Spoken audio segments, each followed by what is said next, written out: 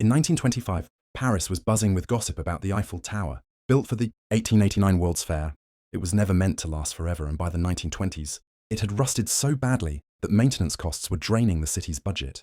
Newspapers grumbled that maybe it should just be torn down. A con artist named Victor Lustig read these complaints in a cafe, folded up the paper, and had an idea so bold it was almost beautiful. Lustig was no ordinary crook. He spoke 5 languages, dressed like a diplomat, and carried himself with the charm of a prince. He forged official-looking government stationery and posed as the deputy director general of the Ministry of Posts and Telegraphs.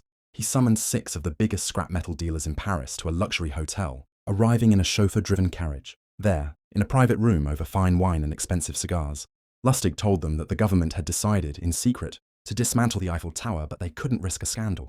The job would go to whoever could handle it discreetly and, of course, pay the right fees. The dealers were stunned, but the tower was expensive to maintain and unpopular with many Parisians at the time, so the lie felt just real enough. One man, André Poisson, was desperate to break into Paris's elite circles. He saw the deal as his golden ticket.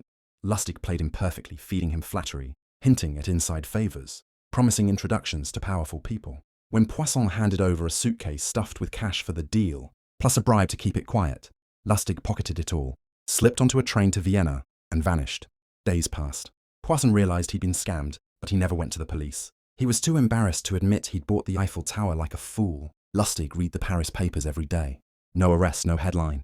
So what did he do? He came back to Paris and did it again. Amazingly, the second group of dealers was about to fall for it too, but this time someone grew suspicious and tipped off the police. Lustig escaped by the skin of his teeth, slipping across the border before they could catch him.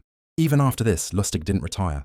He went on to con Al Capone himself, famously tricking the gangster out of $5,000, and lived years on the run until the Secret Service finally caught him making counterfeit bills. At his trial, one agent described him as the man who could sell anything, even the Eiffel Tower, and he really did, twice.